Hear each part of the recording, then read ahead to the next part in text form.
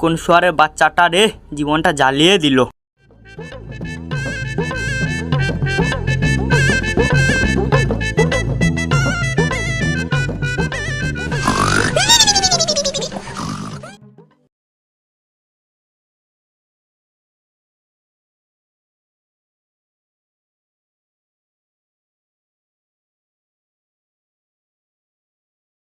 বিষয়টা বন্ধুদের সঙ্গে না আলোচনা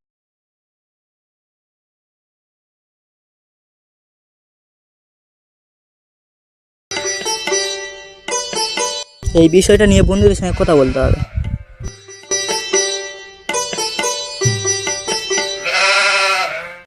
রাতে ঘুমাতে পারছি না, বন্ধুদের সাথে মিটিং করব।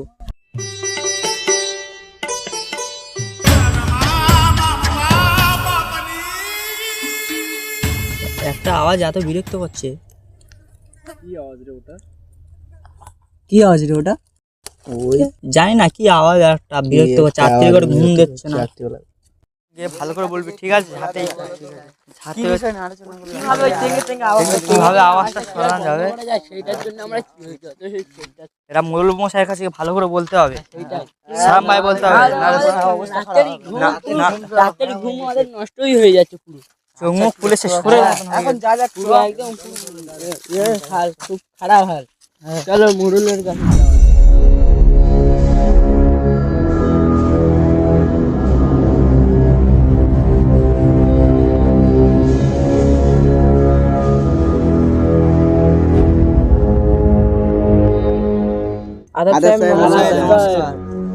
আরে তোরা কি মনে করে আমার কাছে বল, কি হয়েছে?